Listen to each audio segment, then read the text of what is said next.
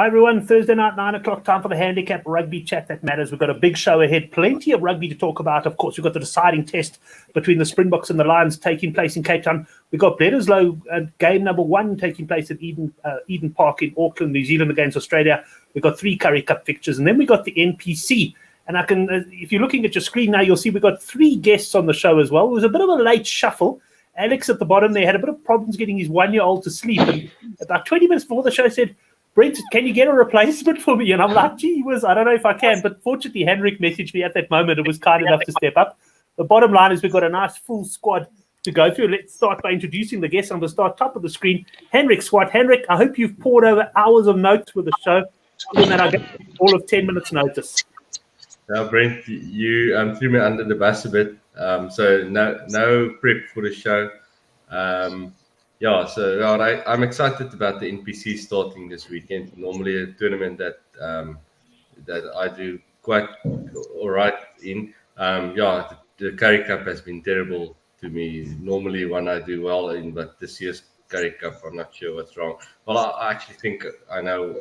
It's the Pumas and Griquas doing good when they are the underdog, when they are the favourites for the game. They don't do good, and when they're the underdogs, they just go out and blow the favourites out of the water. So the Currie Cup has been terrible to me, and I got the Bok game really wrong last week. I went over some total points. I know you went that way as well, Brent. So I did a fortune on that second test. So I'm not in good form at the moment, but I'm excited for the NPC starting this weekend. Yeah, I must say the Lions tour has been good to me, but I didn't have a good time last week. And Currie Cup was also a bit offish. Other than that, it was a pretty good July for me. Let's go down to Oracle Rugby, although I see here he's calling himself Oracle XL now. Gav, tell us about the name change.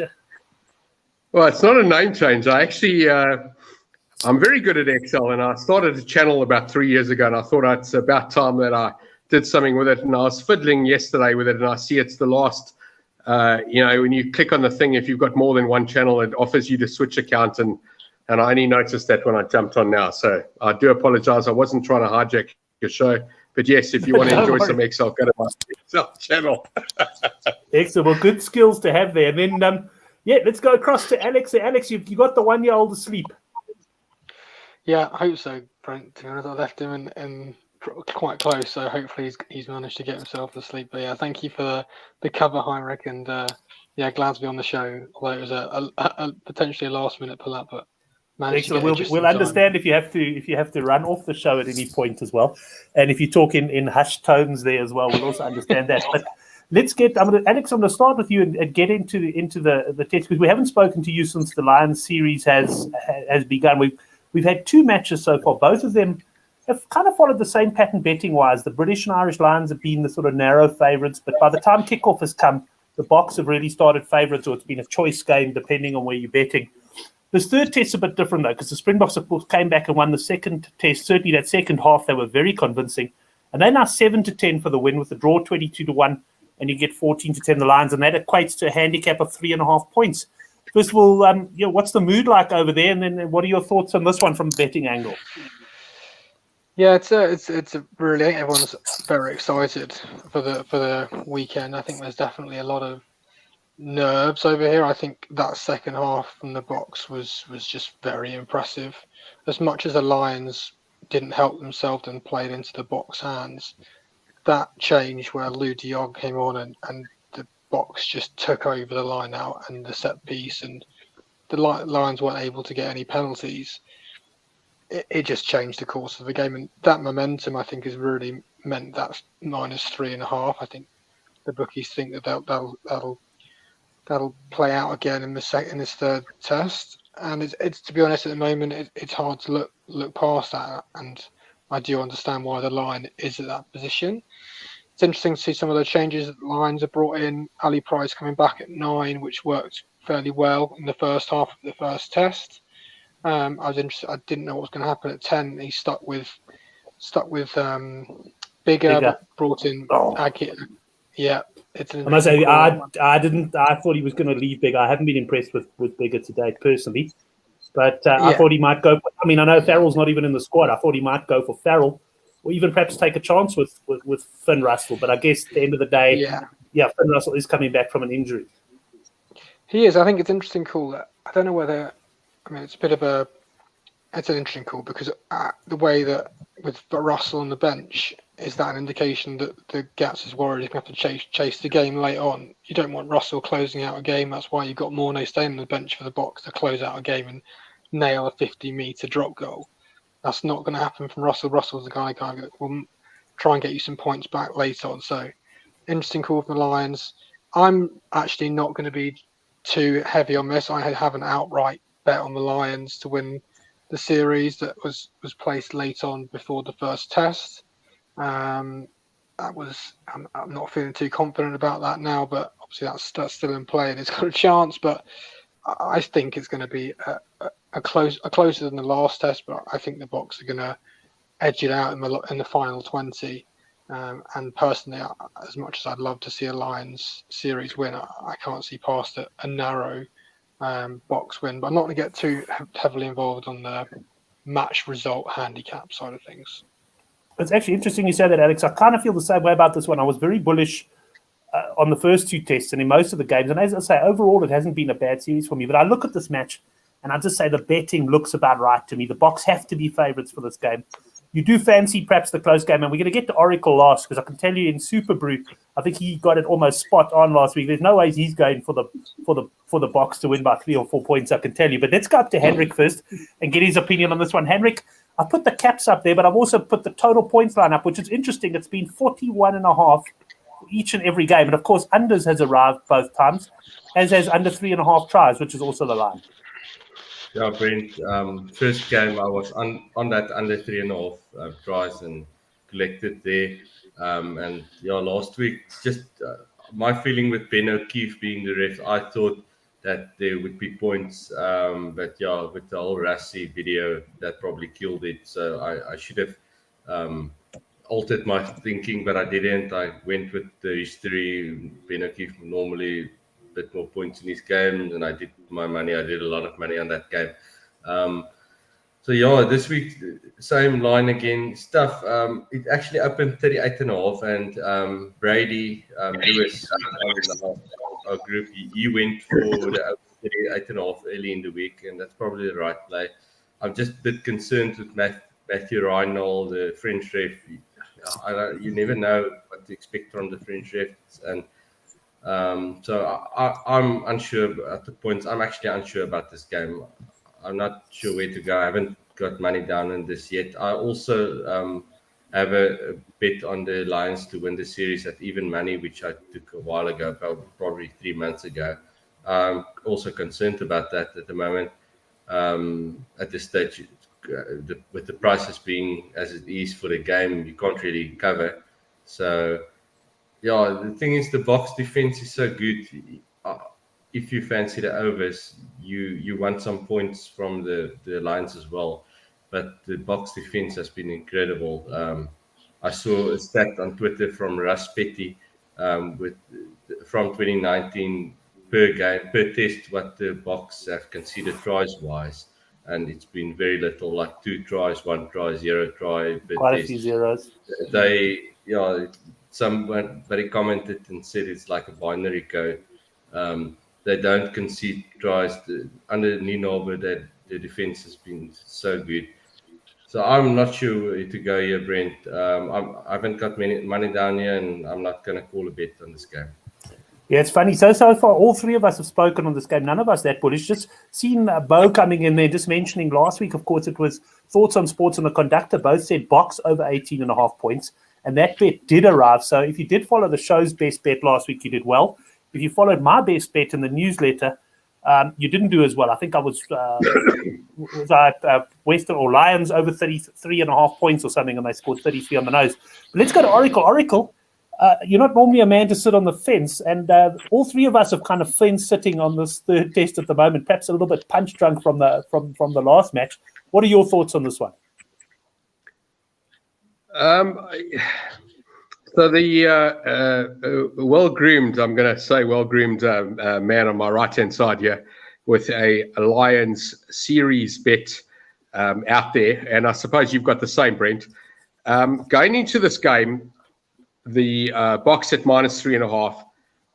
Are you? And I'm asking this question because there's a lot of people out there, and I always like to help the public or the not non-clever punters, but people that haven't really gone around the roundabouts and the swings, and they don't know every angle about it. Have you considered covering this bet at all, or are you just going to die with your bet? And I'm a die with a bet kind of person. I do cover sometimes, and when I cover, I normally just try and get my stake back and not so much try and make a profit if I've got it wrong. I'm happy to stand up and say, geez, I've got this wrong. If I get my stake back, I'm happy. So before I talk, I'm interested in the two of you with series bets here. What are you doing? You're on the Lions, not the Sharks. The box of favourites, -3.5. You probably took 7 or 10, or maybe even as much as 9 to 10, the Lions to win the series. You're out of the money in financial speak. What do you do? I think Howard said as well. He wasn't going to take the cover bet, and I'm not either.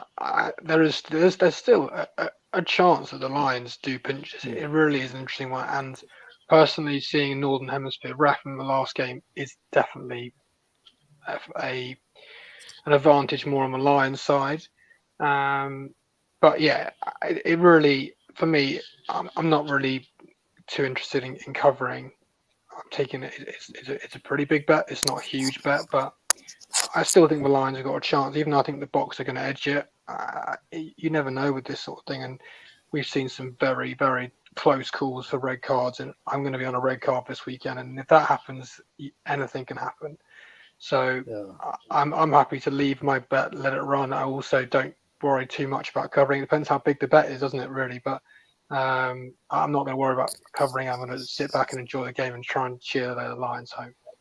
I must say, I like the Lions for the series, but I never got involved long term. I think it's more of a financial thing. I can't afford to tie my money up for 3 weeks anymore. So I never got involved, but I would have been the same as Henrik on the Lions. But Henrik, I don't know about you, but I sort of echo Alex's short thoughts here on this one.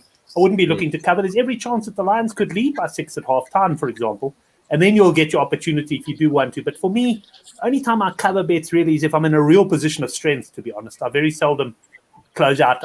As you know, Henrik, I'm a dying optimist. Even when the Lions are trading by 15 with 8 to go, I still think they've got a chance. What are your views also? You let it run, eh? Yeah, Brent, I'm not sure about your optimism. You're probably a bit unrealistic at times. But yeah, I actually got, Gavin, I got even money on the Lions to win this about 2 or 3 months ago. Pretty solid bet on that, so I've got a bit of money down on that. But like I said, there's not much chance for me to cover at this moment. And like Brent said, you might have to hope. Well, I have to hope that the Lions get in front at half time, because during the game to cover a large bet is not that easy in running to cover. So yeah, but my style is not to cover really, like you, Brent. I will let it run, let it ride, and if the Lions were up to, well, not to, after the first test, I probably had a chance to cover that bet, and it's not my style to cover either, because then I think, they're going to win one of the tests, and I'm going to get my money. So I don't cover either way. I'm not really into that. Yeah, the boys in my poker school last night that I played poker with will tell you that I'm definitely not a guy who covers. I'm a guy who fires a big bet in there and hopes for the bloody best.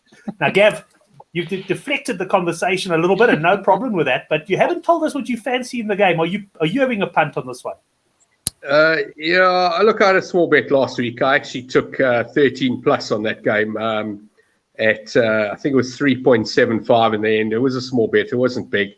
And I've spoken to John Nicholas a couple of times in the last couple of weeks, and I don't have any money at the moment. And taking 100 rand bets, and for those guys in Europe, that's like a fiver. I mean, who puts a fiver on anything? I mean, you might as well. You're just wasting your time. So yeah, I had a couple of 100 rand on 13 plus. So South Africa to win by 13 or more. In fact, as you pointed out on Super Brew, I went by 15, and I was a little bit horrified when Handré Pollard pulled out the tee to go to 18. I was a bit worried I wouldn't get the maximum points, but I did in the end. And I got to tell you, this game, I don't think this game's going to be close. I think you might be right with the halftime. We've actually seen it in 2 games so far. South Africa leading halftime in the first game, ultimately losing, and the British and Irish Lions leading at halftime in this last game and losing. So the alternate halftime, full-time has arrived in both games. It's also possible that it may arrive in this game as well. But I honestly think South Africa will pull away at the end. I think they win by double digits. I wouldn't be surprised if it goes as much as 20. But I'm probably expecting around 10 or 11 or 12 points. Andre Pollard's done decently. What the Springboks failed to do in the first test is they couldn't handle that maul. And interestingly, the second test, they also didn't handle the maul in the first half, although the British and Irish Lions seem to be happy to take a kick rather than even attempt to try and score a try. And I've seen the memes and the stats going around this week of how South Africa, the most they've given away is 2 tries in any game. So, yeah, the unders, look, I'm not an unders punter, so don't take me seriously here. But it looks like it's an absolute certainty. And if these points are around about the 40-point mark, it's probably 21-19 or 22-18, that kind of stuff. You know, even at 18.5, I would be going unders on the Lions. I don't think they'll get 18 points. I just don't see it. So for me, if you're not as bullish as I am on the Springbok minus, don't take the -3.5. Take a -8 or -9. If you're even that much bullish, take a 13 plus and just go for the bigger score here because it's definitely in the race. I stand by what I said 2 weeks ago with this Lions tour not getting that many warm-up games. This is 4 countries trying to mix together. They haven't gelled. We've all seen the Rassie Erasmus videotape and his whatever, and obviously that made a difference to people. It's a mental thing, just like golf. It's in the head. And I don't know if anyone heard the guy used to be on 702. I see he's on KFM now, the Kevin Savage radio station from the 90s, with that dodgy phone call to Warren Gatland in his hotel, suggesting that he'll meet him at the car park at 10 o'clock. I mean, that's also going to play on the Oak's head.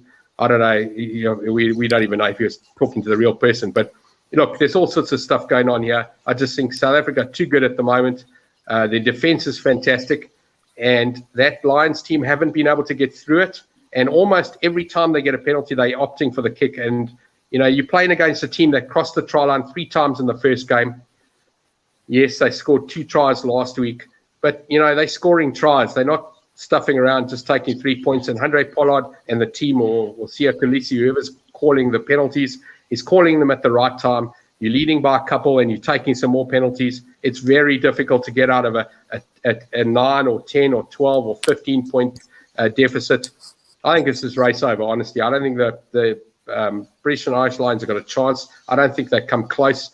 They might come close in the first half, but at the end of the game, it's race over.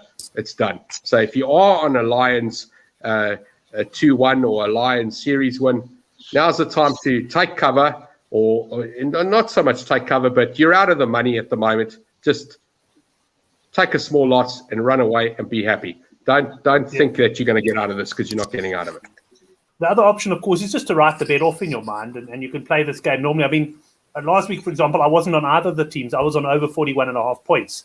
And I quickly realized, unfortunately, I was in trouble. But the people I was watching with, because we had, now that gatherings were legal again, I had a bit of a gathering at my house of less than 50 people, I must stress. But it was very confusing for them because I was shouting for the Lions and I was shouting for the Springboks, and they didn't know what the hell was happening. They thought I was jumping. Brent, so I remember the story. Point. You told us you were in the Drakensberg once and you were the only Oak shouting against the Sharks scoring tries because of shirt numbers. So I don't think you feel... let me put it this way. I don't think you feel out by being the only person shouting home a result that nobody else wants in the room, no matter how many people there are. I'll tell a very quick story about the Drakensberg and the Sharks. I was high on Shark shirt numbers and we were away with friends, and my wife went for a walk with the husband and a couple of the kids. And I stayed to watch the rugby. And my daughter thought she'd play Dokumi when she got back. And she said, the guy's name's Ryan. She said, Dad, Mom and Ryan looked like their boyfriend and girlfriend walking. But I was watching the rugby, so I didn't register what she said. And then Stefan de Blanche scored in the 15 jersey. And I jumped up and I started cheering. And my daughter's face was...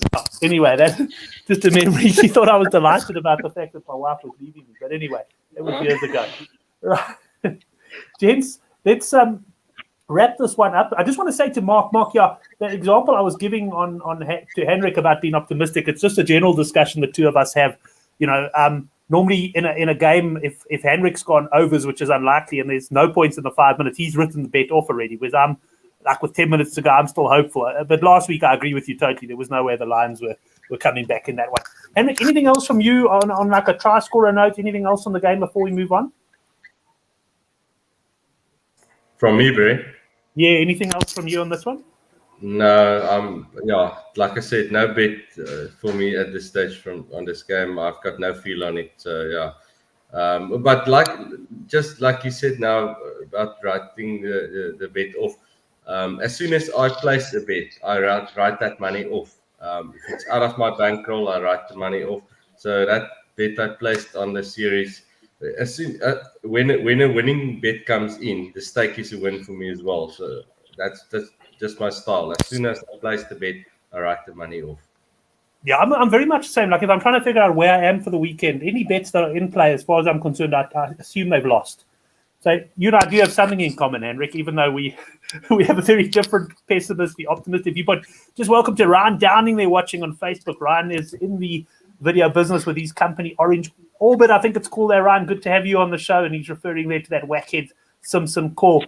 Right, and let's get on to the next game. And of course, we've got Bledisloe Cup action coming up. We've got New Zealand up against Australia. And Hendrik, I'm going to start with you on this one. We've got a handicap here of 22.5 points. Now, I think it opened around 20.5, 21.5. It seems to be moving in the direction of New Zealand. I gather that's on a bit of team news. But I know you're not the biggest Ian Foster fan out there. And I suspect you're leaning towards the Australians on the handicap here. Yeah, Brent, as long as Ian Foster coaches the All Blacks, it's either no bet or going against the All Blacks for me. I won't place a cent on the All Blacks as long as he's the coach. I don't like his... Yeah, well, he's always been a poor coach provincially, and his start with the All Blacks hasn't been that good either. Yeah, the handicap started off about 20.5. I think there was actually 19.5 as well at some bookmakers. It looks like it's about 22.5 generally now. I like the plus here, and I hope there's more money for the All Blacks. I'm not going to place my bet yet because I hope the line moves to 24.5, which is 3 converted tries and a penalty. But I'm happy to take anything over 15.5 here. So I'm very strong on the plus. Yeah, I like Australia on the plus a lot. I took some plus 12.5 first time handicap on Australia this morning at Bledisloe. That's come into 11.5, but I'm sure there might be 12.5 with other bookmakers closer to kickoff. Yeah, but I like the team Rennie has picked here. I've seen some chat about the wings, Pataya on the right wing and Kellaway on the left wing. Kellaway, when he started out, I wasn't the biggest fan, but I've having watched him, and ever since he's come back from Japan, he seems like a clever player, and there's not a lot of them. So in my opinion, he's a clever rugby player, and I like the way he plays. He hasn't got that express pace on wing, but I think he's a solid player, and he won't let the team down. And yeah, I just like the team they've picked. So I'm actually really strong on Australia. Yeah, I think I might be in a minority, but I like the Aussies this weekend. Yeah, I'm going to come in before I bring the other guys in and say I'm in agreement with you, Henrik. I do like Australia this week. I think the fact that they've had a nice build-up, those 3 tests against the French were proper test matches. Yes, Fiji gave New Zealand a decent game, but you can't really compare the French test to the Fiji test, and also, of course, that 102-0 thrashing by Tonga. So I quite like the Aussies. Looking at their record at Eden Park, I don't think they've won since 1986. We don't need them to win the game. We just need them to come within 3 converted tries. And they've taken some hidings over the years, but if you look at their record generally over the last couple of years, they've pushed New Zealand close on a couple of occasions, even beat them once last year. Let's go to Alex for his views on this one. You got any involvement yet in the Bledisloe, Alex? Not yet, Brent. So I watched the whole that series between Australians and the French, and did pretty well on the French in that second test. I have some major problems with Tamura and Jake Gordon and a couple of other ones and I'm glad for that third test they started making changes. Tate McDermott is so much better for the Wallabies, and getting Matt Tamura as far away from that 12 shirt God forbid, 10 shirt is the best thing for Australian rugby moving forward. So yeah, I think it's the best team that Australia could put out right now, in my opinion. So, however, so at the start of the week, I saw 18, minus 18, 19 over in the UK in terms of on the Kiwi side, and I wasn't really interested in that and left it, and I didn't really think I'd be getting too involved in the handicap. As it keeps going up, I have to agree, I'm leaning more on the Australian side, and I agree in terms of waiting out a little bit more because I think the money will keep coming for the Kiwis in the next day or so. So on the other hand, the Kiwi backline is looking extremely concerning with Richie at 10 and Mackenzie back at fullback. Rico switched to the wing, and I'm a big Anton Leonard-Brown fan. He's a fantastic 13, and it's again the strongest backline that the Kiwis could put out. But they haven't been putting sides away recently. I agree that they're not quite the same as they were a couple of years ago. So I'm going to wait a little longer. If I can get kind of up near the 24-25 mark, I will definitely be playing on the Australian plus side. Nothing too big because sometimes I think you just can't trust those Aussies. But I think I will look on the plus side. Not too much else in terms of an exotic or anything else on the try score. I don't think anything really jumps out at me in terms of value. So I'm probably going to wait and see what happens with that, how far I can get up on that Australian plus and try and take somewhere near the top of the market and see if they can at least have a tight first half and hold on to the second half. Right, yeah, and holding on is often what you do against New Zealand. But I'm very much, I agree with Henrik on Forster as well. They just haven't looked at the same side under him and leaning towards the plus. But Alex, also hear you there, hanging on in the second half is the key because many a time I've backed against New Zealand or the Crusaders. And sure, but you can be looking very good with 20 to go. And you could be hanging on or even lose your bet still. Now, I see Oracle nodding his head there. Interested to see what your views on here, Gavin. Boys have pointed out you're looking very clean-shaven tonight. You've got a Razor sponsorship, perhaps? No, my wife got tired of it. And so we're renting a place at the moment, and the owner's trying to sell it. She's actually in Australia, and I think she's in a bit of trouble. I don't know if she's watching, but I think she's in massive trouble, needs to sell the house. So we had all these people coming around, and my wife wanted me to clean up a little bit just in case I gave a bad image to the family. I don't know what that's all about. I've been on YouTube, and I haven't shaved in 6 weeks, and people still love me, so who cares? I don't know. Anyway, I just wanted to point out to Henrik here, because he keeps mentioning this Ian Foster guy. And, you've heard the comment. I don't know. In fact, I don't even know how to say it. But if Ian Foster had to stand next to a potato, I wouldn't know the difference. I don't know what the Ike looks like. I don't know anything about him, which is not surprising for me because I don't know most people. But, I'm coming into this game with fresh eyes. So I'm hearing you, and I certainly respect the judgment that you're having. But I'm looking at this handicap, and I'm thinking, geez, what I've just seen now, and I'm looking what Stephen Jabert just said, if I pronounced his name correctly. He said you can't compare that to the French third team. Now, I don't know how strong that French team was that played against Australia. They obviously did okay, which suggested to me that they were quite good. But I don't know if there were a lot of people missing. I don't know how strong that French team was.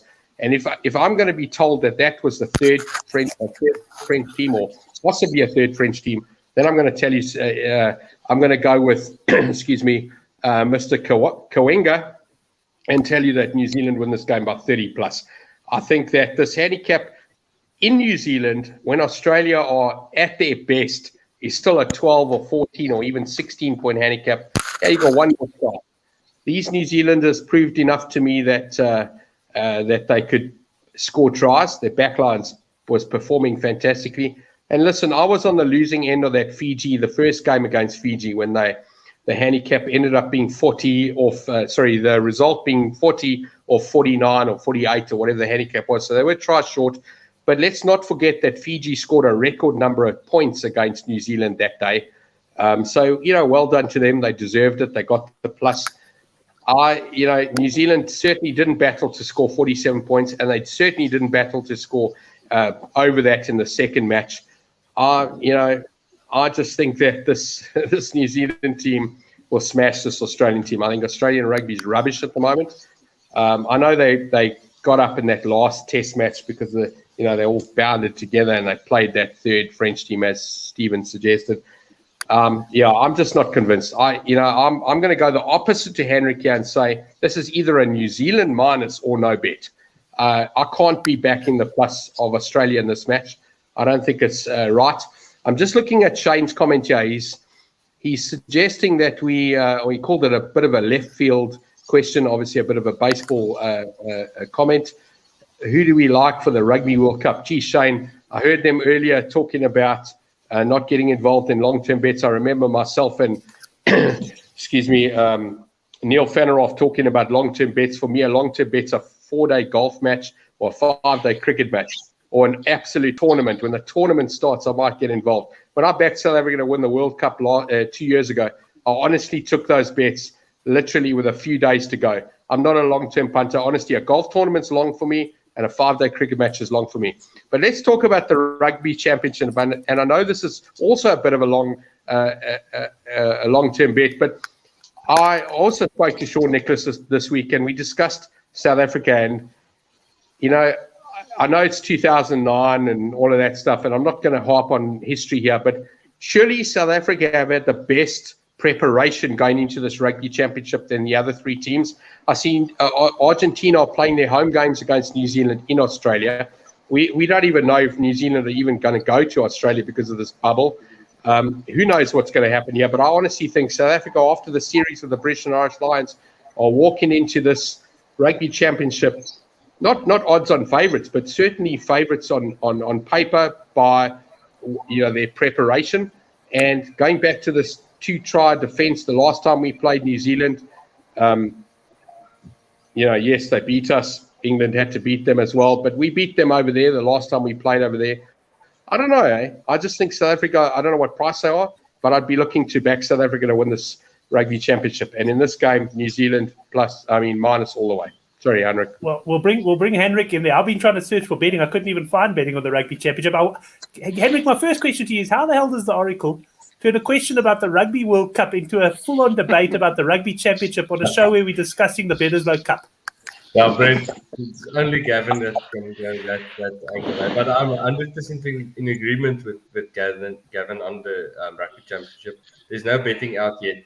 But I'll be all over the Boks. I think the Boks are going to win the Rugby Championship. They're going to beat New Zealand in New Zealand.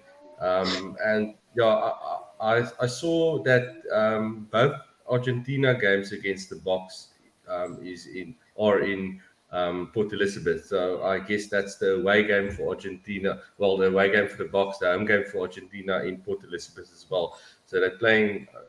That's something I saw today. I'm not sure how accurate it is. But it's sorry, 100. You're 100% right. I saw that as well, and I think that's a massive for South Africa because that's a game or a banana peel we've slipped on in the past quite easily, actually.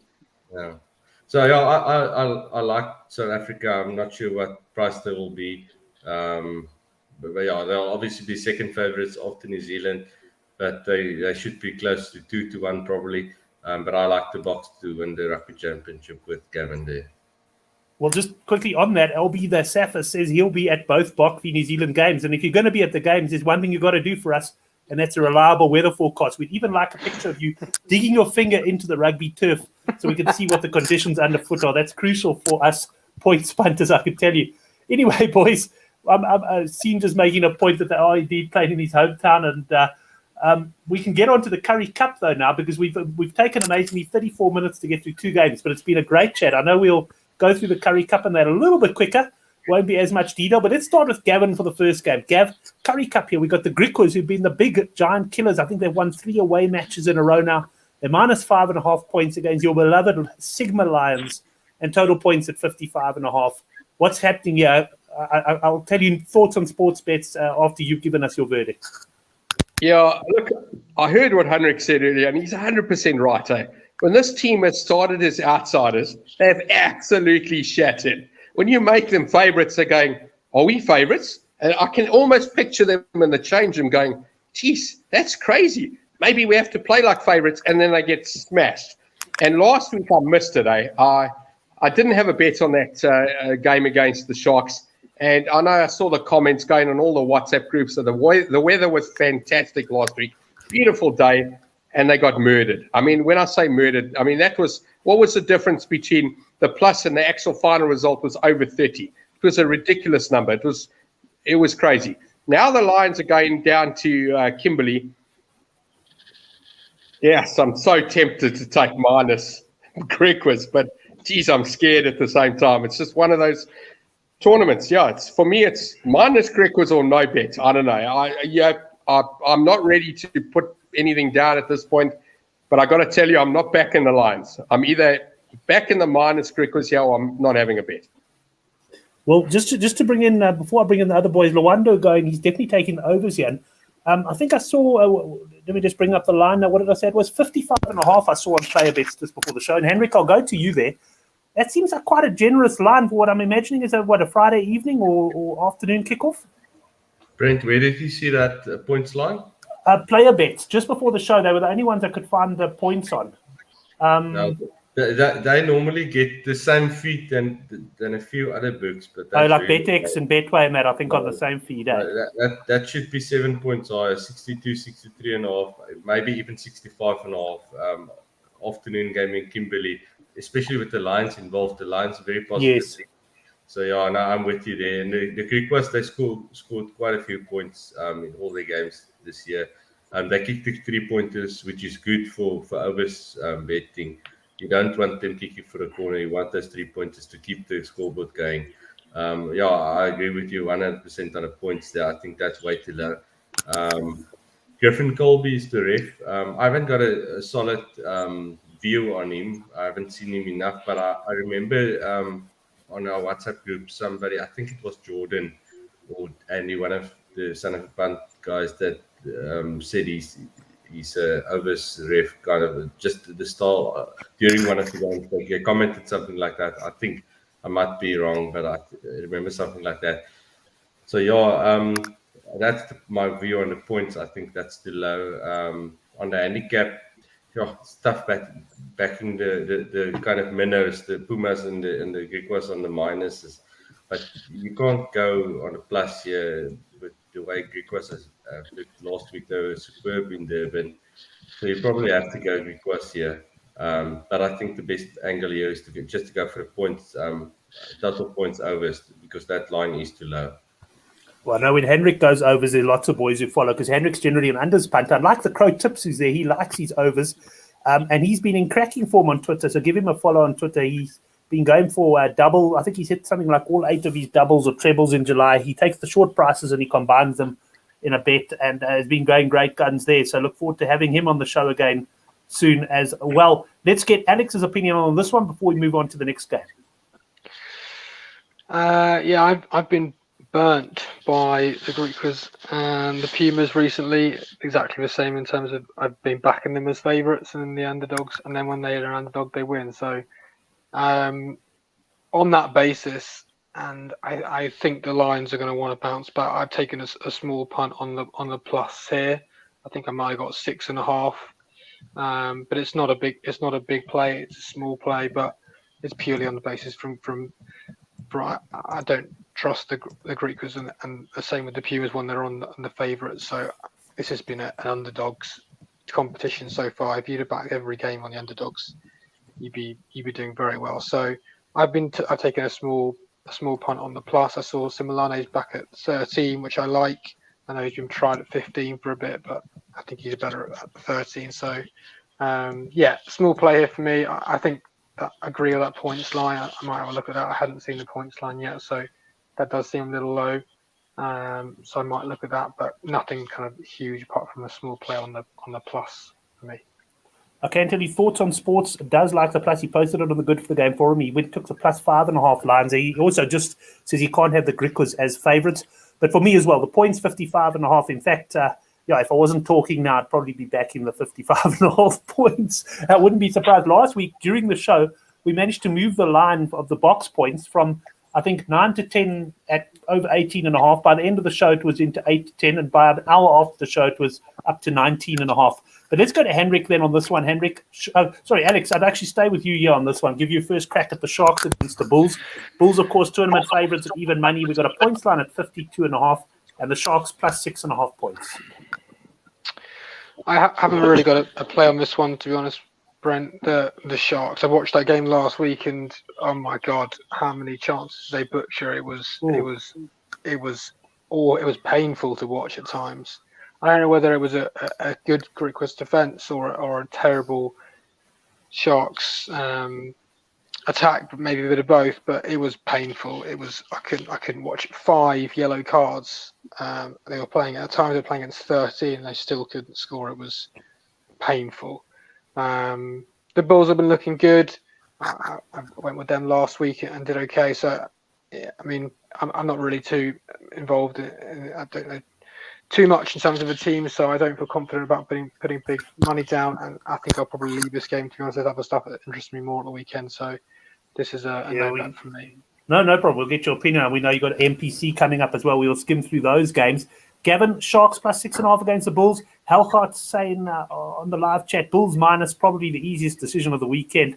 And I tell you what, it's damn hard to argue with him on the basis of last week's evidence. Yes. I just want to ask Henrik. So, Henrik, you've gone over very seldom. So you're known, as Brent said, as an unders punter. Which one have you had a better strike rate at? So in other words, if you're pecking over, 1 or 2 times out of 10, are you winning more of those by percentage than the unders? In other words, are you able to your predictability of the overs, is it better than the unders? Yeah, I understand your question, Gavin. I probably lose more of those overs, and I curse every time I go overs. I just don't like going overs. I hate cheering for tries because you see the clock being run down. You see the clock running while there's injuries and all that stuff. It's really frustrating. I hate cheering for points. I just love collapsed drums. I love knockouts. What a connoisseur of rugby we got on the show, ladies and gentlemen. Well, I have a better strike rate on the unders, and like Brent will tell you as well, the bookmakers price it up because most people like positive rugby, so they would factor that in 1 or 2 points. Correct, yeah. So, I love unders, and I have a better record than unders. I'm not a. You can go. No, I was just going to say I'm not a points punter, and I've had the odd one, but honestly, it's literally a flip of a coin, or it's some suck, or it's a guess. And I've got a couple right, and probably much more wrong than I've got right. I've never sat down and looked at it. So I just I look at your comments every week. I see them, and I'm just impressed that you can put that much work into it and find out the results. And I'm always interested for even in handicap rugby when you get guys that take pluses or no bets. So the no bet is going, I'm not that confident about this plus. Yeah, it could be a minus. I'm just not confident. I'm not having a bet. But to actually go the other way is one step further to say, geez, there's definitely not going to be a plus here. I'm going minus. I don't care who's playing. It looks like the right thing. And in that case with points, where you can't see value in the unders, you just go the over. So I'm just intrigued. As a betting person, I'm always intrigued in that because you have done very well and your reputation precedes you. Excuse me, and you've done very well there. So I'm very interested to know when Henrik goes over, I'm interested. Yeah, anyway. Henrik, I guess it's not something you would have stats on, and I agree with you. But I must say, when Henrik goes overs, I think there's a lot of people, because he's such an unders player, when Henrik goes overs, then everybody goes, sure, but what's this lad seen? Like, for example, now the 55.5 now the overs may not arrive, but I can tell you Henrik's 100% correct. The line will not start at 55.5. And I always say that about me with handicap. I set my handicaps each week, and I can spot handicap value. Does that mean I'm up in handicap betting? Unfortunately not, because I can also stop a bloody train with my handicap betting. So you've got to find what's good for you. It's all very well finding the value, unless you're betting big enough that you are looking to trade. But I can often be on the right team in the sense that the handicap will move 3 or 4 points in my favor. but it doesn't mean that team's going to win. And I think that's how Hendrik sometimes is maybe about the overs. But when he does go overs, we all get interested. But Hendrik, give us your opinion on the Sharks game, and then I'll kick off with you on the final Currie Cup game. Yeah, Brent, just coming back to the butchering of the Sharks last week, it was mostly because Kerwin Bosch was at 10. He was horrible, and yeah, now he's at 15, Lionel Cronje at 10. That should make a bit of a difference. But still, the Bulls, they've been impressive, beating the province comfortably at Newlands last Friday evening. I think the minus is the way to go here. It's a 7:00 game in Durban, so you think unders is the way to go here. But then I'm agreeing with you there. Yeah, but then you've got Marius van der Westhuizen on the whistle, and I always said Rasta Wenger is the ultimate overs ref, especially in Currie Cup. But Marius van der Westhuizen has surpassed Rasta. Marius is the ultimate overs ref, so that makes it difficult. Marius loves awarding tries. And he awards a lot of penalties, so that keeps the 3-pointers flowing. I see the points line 52.5. 52.5 is high in Durban, but this Currie Cup has been so unpredictable. I'm not gonna. Well, I haven't got any money down on the Currie Cup yet, and I won't be placing any big bets this weekend. I got a bit of pasting last week. So yeah, I think the minus is the way to go here, and I'm really unsure about the points. That's my view on this game. Right, well, let's go to the Western Province Cheetahs game. Hendrik, we'll start with you. We don't have a points line on this one. This game, of course, taking place on Saturday afternoon. We've got minus 4.5 Western Province here against the Cheetahs. The Cheetahs, of course, hammered Province just a couple of weeks ago in Bloemfontein. Yeah, I think I haven't seen teams here. I'm not sure whether the teams are out yet. It probably is. I haven't done proper research on this. I focused a bit more on the NPC. I think Province minus at home is the way to go. This Cheetahs team has been expensive for me. I've been on the wrong side of them most times. But yeah, no real opinion from my side in this game. I think the minus is, well, like I said, no real confidence on that, but minus for me. I'm exactly the same on this game, leaning Western Province minus, but hard to have any confidence in that side. Alex, I'll ask you your opinion on this one. If you don't have one, that's not a problem, because I know the NPC is coming up. But you got any views here? I'll wait to see what the points line is. I'd be interested to see what the Province points line is. I might have a look at that. I've been backing Evan Roos to score for a while now. And he should have scored last weekend. He got one before. The bookies so far haven't changed his price. I think he scored, well, it is now five tries in 7 games. I think I took 3.8 last week and 3.7 the week before. So I'll have another look at his try scoring price. He's in cracking form. He looks so good ball in hand. And so I'll have a look at that, but not going to get too involved in terms of the handicap here. So, yeah. So over to Oracle, in other words. Oracle, anything for us on this one? Yeah, sorry, I didn't get to say what I wanted on the Bulls game. I strayed away with asking Hendrik about his over and under. I'm going to tell you that if the Bulls don't win this game by 20, then I don't know. That Sharks performance was absolute rubbish. And I think Hendrik's 100% right. I think this is all about this Bosch character. And he's like a roller coaster of hell. And I always tell people, if you want to get on a roller coaster with betting, go and bet on a tennis match. It's a roller coaster that you will not want to ever ride again. And Bosch has been the same kind of thing. He's one game he performs well, and the whole world thinks he's fantastic. And listen, I live in KZN, and I've seen these WhatsApp groups and these Facebook pages. And when that performs well, everybody and his brother loves the Sharks. And when the utter crap, 5% of those groups think he's rubbish, and everyone else keeps quiet. So it's almost like the plus or no bet kind of attitude. But this Bulls team is fantastic. I think they're going to win this game by double digits, and I wouldn't be surprised if it's 20 or more. And it's not about total points here for me. It's about rather go unders and Sharks, whatever that points line is. And I know we were looking at that New Zealand Australian game.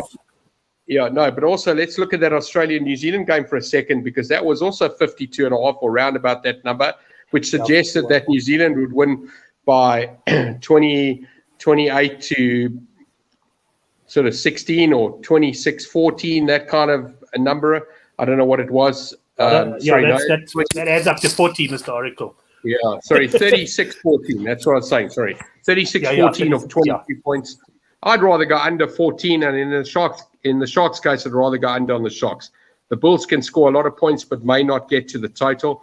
It could be like a 45-6 kind of game, and it's under, or 42-9 kind of game, and you don't quite get those total points, and you'll be very frustrated, and it'll be because of the Sharks, not because of the Bulls.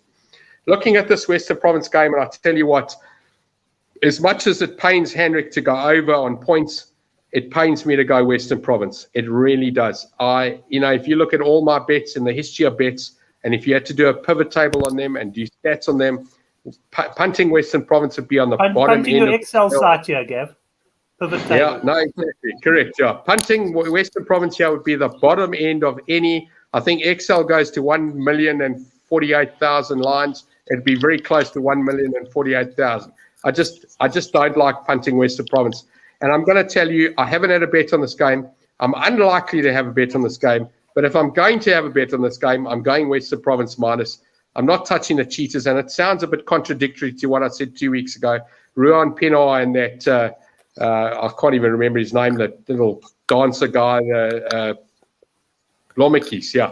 I mean, that looks fantastic. Playing together, they're great. And they're like a roller coaster. 1 week they're delivering, and the next week, you're like, who are these people? Are they imposters? I don't know. But I'm with Hendrik. I haven't made money on the Currie Cup this year. I've only lost. I've had a couple of wins, but honestly, at the end of the day, my balance sheet is a big fat red minus. It's no good.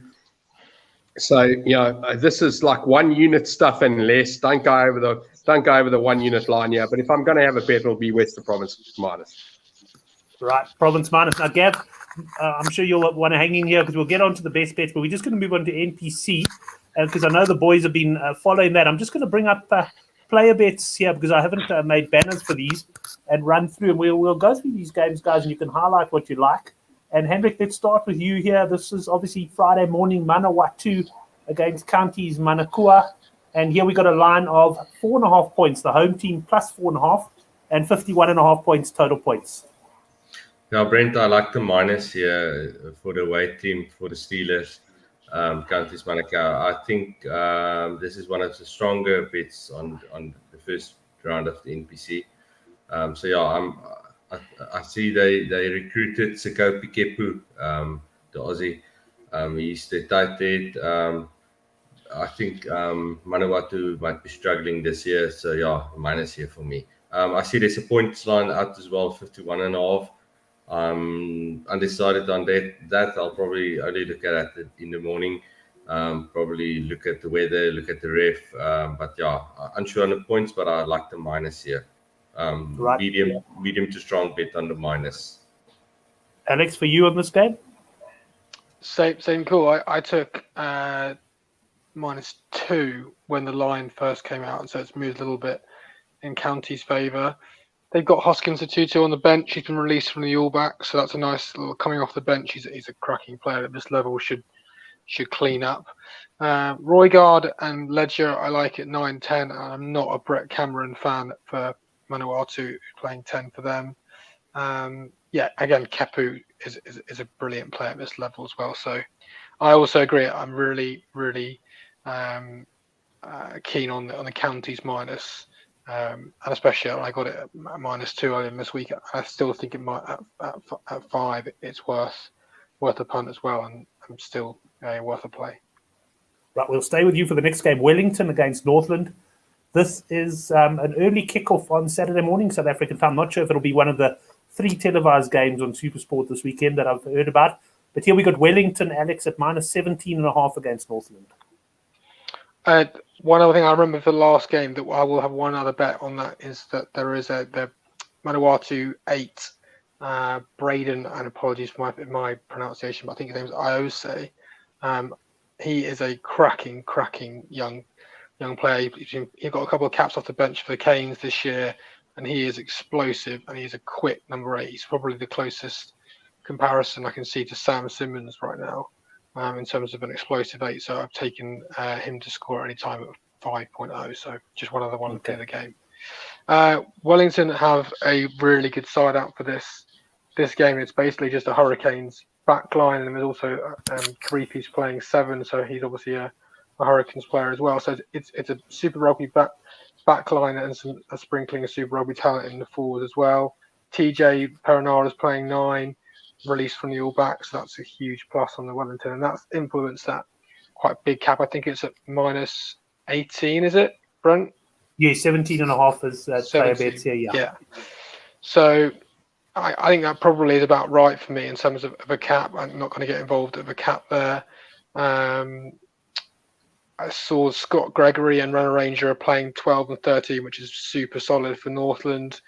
But other than that, there's not a lot of talent, well, kind of big name talent on that side. So I think the handicap's probably about right there. Also, I haven't really looked at the point lines for any of these yet. This one probably.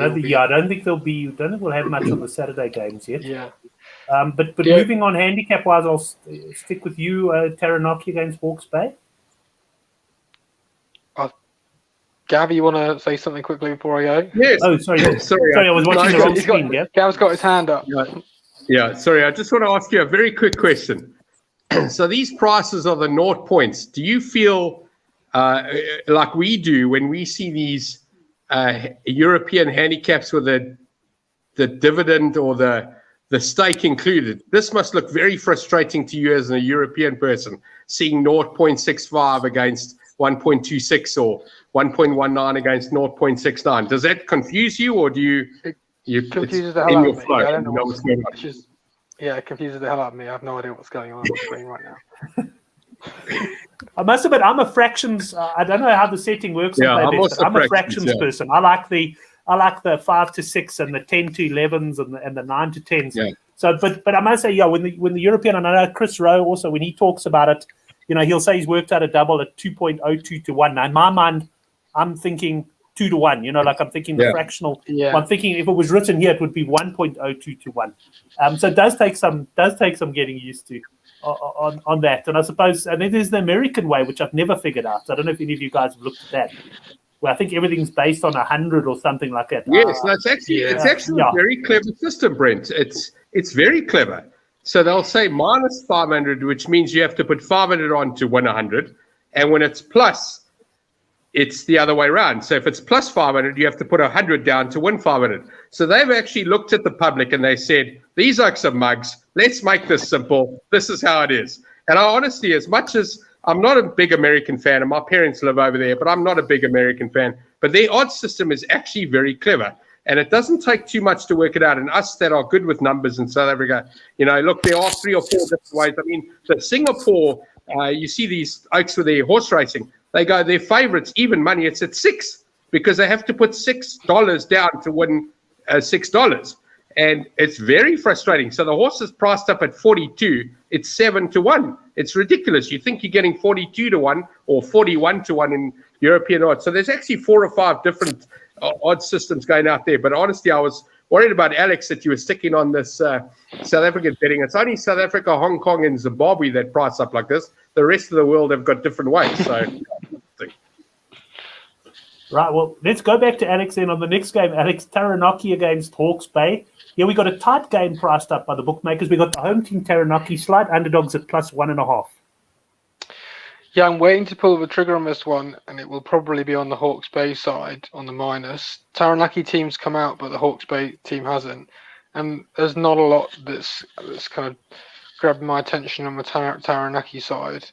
So this one is a kind of a wait for me, but it's probably once the team comes out, and there is some talent in that Hawke's Bay team, and some, again, Super Rugby players that are playing. So it'll probably be on the Hawke's Bay side. They were decent last year in this competition. I did quite well on them.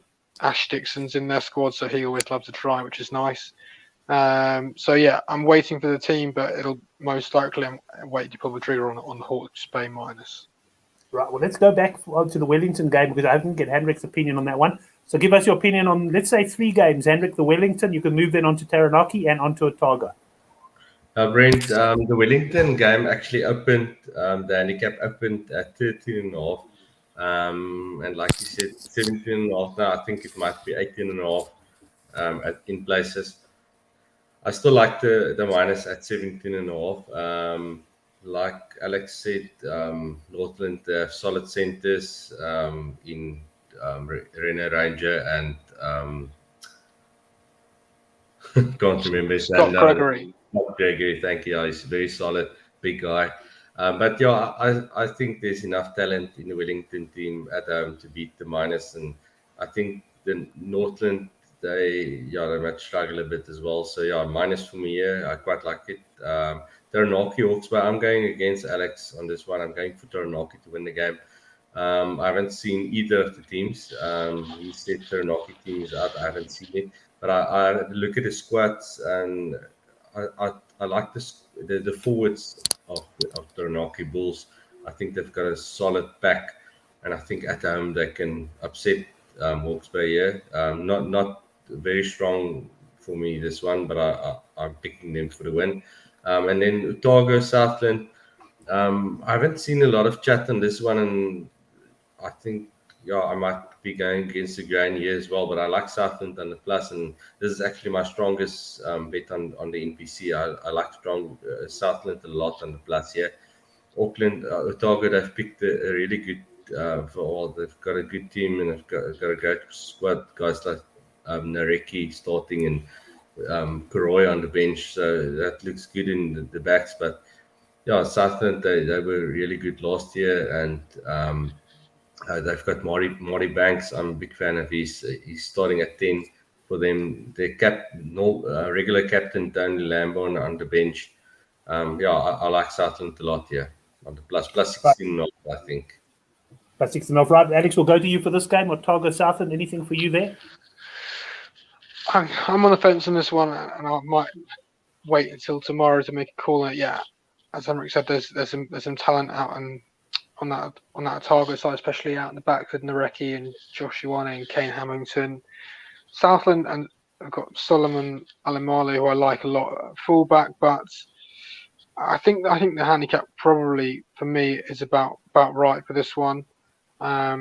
I think I'm leaning more towards on taking Wellington and Otago on a shorter handicap, more kind of around the 10-11 mark on both. That's currently my angle I'm looking at, rather than getting involved in heavier on the handicap line. Right, next game we'll stick with you, Alex. North Harbour against Waikato. Here we got North Harbour, another tight one according to the bookmakers, plus 2.5 at home. Don't really have a big opinion on this one. The teams aren't out for this one yet, and I haven't really looked too much into terms of the squads and that's the same for the other games as well, to be honest. Yeah, because these are Sunday, of course, eh? Yeah. So just have a look at those 3 games. If anything jumps out, let us know. Otherwise, not to worry. Yeah, we can follow you on. The guys can follow you on Twitter at UK Rugby Bets to get your views on that as well. Once I see the team for the Bay of Plenty in Tasman, that's when I'm quite monitoring quite closely, because I do quite like the Bay of Plenty squad this year. I think a few other people have said the same thing. So that's a game that I'll be keeping an eye on in terms of the teams come out, but nothing as of yet. Shane just asking how long I've been doing the handicap show, and yes, Gavin pointing out, I actually started a website. We call it Sports Review, myself and Brendan O'Connell, who is coiled on the Good for the Game forum. And we started, we saw, I think it was Sporting Life in the UK. You had they've still got their betting zone. And we started that up in 2005. So that's how long we've been writing the previews for. And then, tried a bit of a joint venture at one stage with what was actually a listed company on the JSE. It didn't quite work out. And then Chris Sturdy and myself started Good for the Game in 2009. But the show itself, I think we're probably into our 3rd year of the handicap now. Started it a couple of years ago, just ahead of a Super Rugby final. I stand to be corrected. I think Couch Critic was certainly one of my first guests on the show, and Henrik and Gavin as well. But it's been going for quite a while there. Just, Alex, back to the rugger there. I mean, I agree with you. When you don't have team news, you obviously can't talk with as much confidence. But let's get Henrik's views on these final games. You got anything for us there, Henrik? Yeah, Brent, I'm with Alex on that first one, North Harbour Waikato, I've got absolutely no feel. I'm going to skip on that one. No. Yeah. Bay of Plenty Tasman. Earlier in the week, when the handicaps came out, I thought the Bay of Plenty plus 6.5 looked like a really solid play. But then I learned that Darryl Gibson is the Bay of Plenty coach, and he was horrible when he was at the Waratahs. So I'm not a fan of he is. So it's tough going against Tasman any day of the week. But if you have gone to the head, Bay of Plenty, they were pretty good the last couple of years.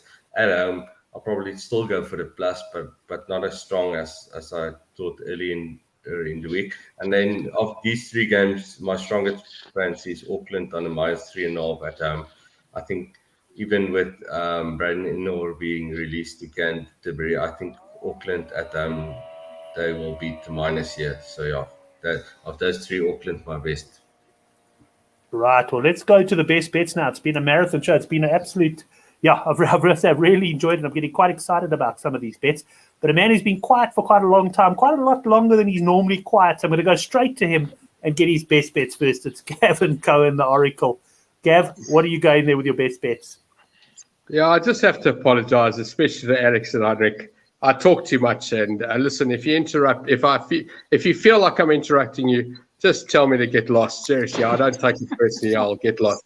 I talk all the time.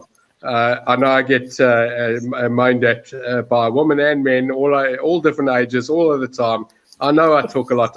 Honestly, most of the time I don't give a flying crap about it. But I will respect you guys, and if you tell me to keep quiet, I'll keep quiet.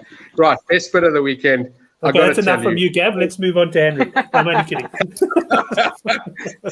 Double digits, South Africa box winner. Seriously, take -8, -9, and in my case, 13 plus with confidence. It's race over.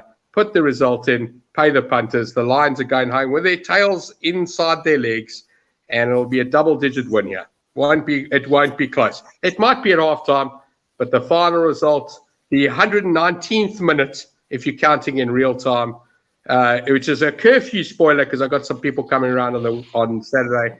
They might be in a bit of trouble. The game might finish at 8:30 and they've got to get home before 9 o'clock. It's going to be tails in the legs, double digit. It's race over. Lions will lose, and they'll lose comfortably. Well, I got good news for you, Gav. The curfew is now 10 o'clock because I had people over last week. And it's true. If the curfew had been 9 o'clock last week, we would have actually been under pressure. But fortunately, it was 10, so we could have a couple of drinks afterwards as well. But that was Gavin Cohen's best bet. Plenty of confidence there. Let's go to Alex and see what he's coming up with his bet for the weekend. There's a couple of things that I like this weekend.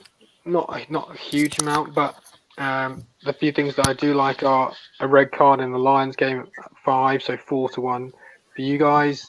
I really like counties minus. And the for me, the sensible bet of the weekend, which I'm not going to be placing because I had my outright series bet, is box 1-12. But I'm not going to be doing that. But I think that is the most sensible bet of the weekend. But my best bet, I'm going to go for counties minus. Counties on the minus. Let's go to Henrik Swart, a late addition to the show, but you'd never say it. Henrik, what do you like plenty this weekend? But what are you going to narrow it down to?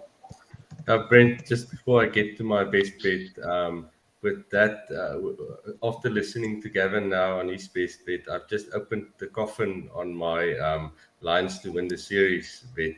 I've written that one off, but I've learned when you're that confident on the bet, lots of times it comes back to bite you. And Gavin, I know you know that. I've opened up the coffin, and I think I've felt a bit of a pulse on that one. My best bet for the weekend, Australia on the plus in Auckland. I like the Aussies this weekend. I like them on the full-time handicap and the half-time handicap. If you could get 12.5 on the half-time handicap and 24.5 on the full-time handicap, go Aussies, you good things. Right, so Henrik all over the Aussies there. I must say I'm not too certain what my best bet's going to be. There's been so much thrown out there. I don't think it's going to come in the Lions game. I think it'll probably come in the Currie Cup or even the Bledisloe Cup. I am leaning towards Australia, but you can go down below the video, click on the subscribe button there, and you can get our newsletter every Friday. Depending on my mood, it comes out either in the morning or the afternoon, and also depending on the betting, because I do like the points lines quite a bit. Gents, I think that's it. Did we get everyone's best bets in there? Anyone I'll leave out? It's been quite a long show, so I'm starting to flag as we head towards the ending here. But thanks very much. First of all, thanks to all the guys in the live chat. As usual, great having your predictions and your comments. They certainly make the show. And then to my guest, Oracle, good having you back on, and have a cracking weekend. I'm sure your guests are going to have a great time. Don't kick them out for the 9 o'clock curfew, please. Yeah, I'm quite excited. It's like I've just got this good news. I don't know. It's like, yeah, I'm 4 years old. I'm at my party, and I got a few more presents than I thought I was going to get. Honestly, it's great.